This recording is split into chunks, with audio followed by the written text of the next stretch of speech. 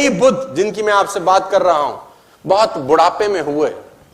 सिद्धार्थ इनका नाम था। बहुत बुढ़ापे में पिता की संतान हुए।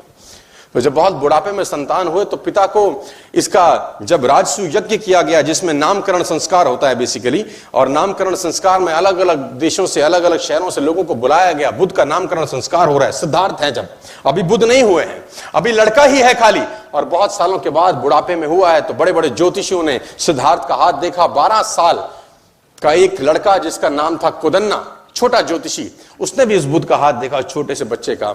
उसने अलग अलग राजाओं से, अलग अलग ज्योतिषियों से उस महाराज ने बुद्ध के बारे में पूछा जो सिद्धार्थ थे कि इसका जीवन बताओ क्या होगा। 90% लोगों ने बोला सन्यास ले लेगा, 10% लोगों ने बोला राजा बन जाएगा। 12 साल का ज्योतिषी कुदन्ना, उसने एक उंगली उठाई, उसने बोला राजान, मैं स्पष्ट तौर पे कहता हूं कि आपका लड़का सब सन्यासी हो जाएगा, सब छोड़ देगा। राजा को बड़ी ठेस पहुंची, बड़ा क्रोध आया मन में कि बुढ़ापे में एक लड़का हुआ, अगर ये सन्यासी हो जाएगा तो मेरा राजपाट कौन देखेगा, है ना। आदमी सन्यासी चाहता तो है लेकिन अपने घर में नहीं, पड़ोसी के घर में चाहता है। भगत सिंह हो पड़ोसी घर में, हमारे घर में नहीं होना चाहिए। तो बुद्ध ने बोला इसका, राजा ने बोला इसका उपाय क्या है। उपाय बड़ा सरल है, इसको भ्रम में रखो जीवन भर, क्योंकि जिस दिन इसको दुख का एहसास हुआ, इसके मन में पीड़ा हुई, ये सन्यास की तरफ चला जाएगा। राजा ने बोला क्या करूं। बोला षड्यंत्र करो, प्रपंच रचो। कैसे। बोला जिस महल में रहता है गर्मी है ते सर्दी एहसास ना हो, सर्दी में गर्मी का एहसास ना हो, इसको शराब पिलाओ, लड़कियों से घेरे रखो, इसके इर्द गिर्द झूठा संसार रखो, इसको पता नहीं चलना चाहिए कि दुख नाम की कोई चीज होती भी है। बूढ़े व्यक्ति को इससे दूर रखो, मृतशैया को इससे दूर रखो, सूखा पत्ता इसके बाग में दिखना नहीं चाहिए, क्योंकि ये चीजें इसको आकर्षित करेंगी संन्यास लेने की तरफ। राजा ने प्रपंच किए। और मैं बताना चाहूंगा आपको, मैंने इतिहास पढ़ा है कि अलग अलग ऋतुओं के लिए सिद्धार्थ के लिए अलग अलग घर बनाए गए। सर्दी के लिए अलग घर, गर्मी के लिए अलग, बरसात के लिए अलग।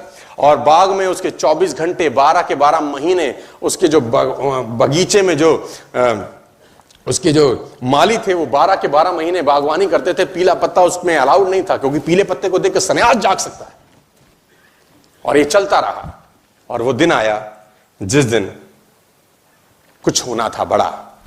कहते हैं जो ईश्वर ने आपकी तकदीर में लिख दिया उसको तो कोई खुद नहीं बदल सकता।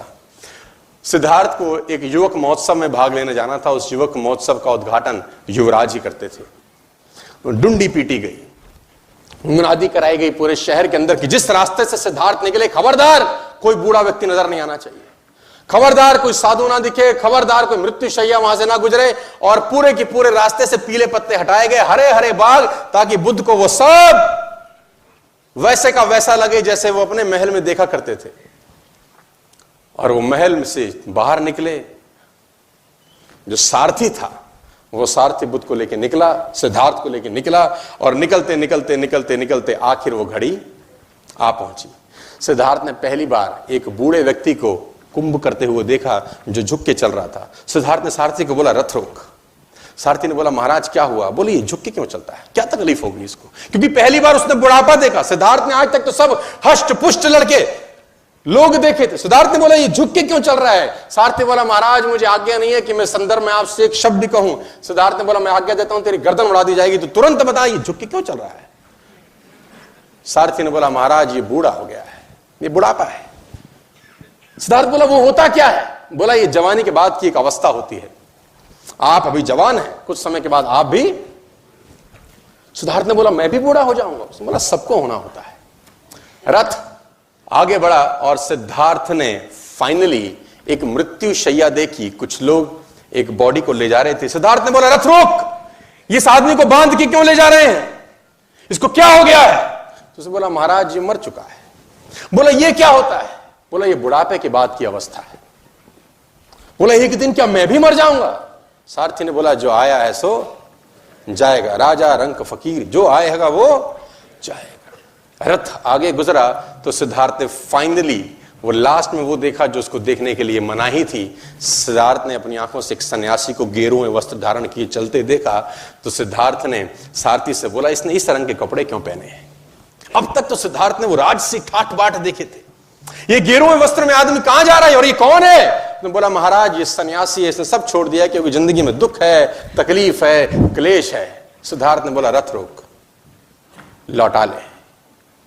कहते हैं कि सिद्धार्थ उस युवक महोत्सव में भाग लेने नहीं गए और आधे रास्ते से ही लौट के वापस आ गए और उसी रात सिद्धार्थ ने गृह त्याग कर दिया। उसी रात को वो सब छोड़ के चले गए। एक चीज बदली सिद्धार्थ के जीवन में, और वो था विचार। 12 बरस के बाद लौटे, बुद्ध होके लौटे, तेज उनके चेहरे पे था। घर का किवाड़ खटखटाया, यशोधरा ने दरवाजा खोला। छोटा सा बच्चा था जब 12 बरस पहले सिद्धार्थ गए थे। यशोधरा ने पहले तो खूब गालियां दी कि तुम मुझे बता के नहीं जा सकते थे, मुझे पूछ के नहीं जा सकते थे। सिद्धार्थ बोला, मैं तुझे पूछता तो मुझको जाने देती। तू रो रही है, तकलीफ में है, गालियां दे रही है कि मैंने 12 साल तेरी सुध नहीं ली, मैं 12 साल तुझे चला गया छोड़ के। तू ये देख कि गया कोई और था यशोधरे, आया तेरे पास कोई और है। जो गया था वो लौटा नहीं है, लौटा कोई और है। मैं आपको बताना चाहूंगा सर, एक चीज बदलने से आपकी पूरी जिंदगी में भूचाल आ सकता है।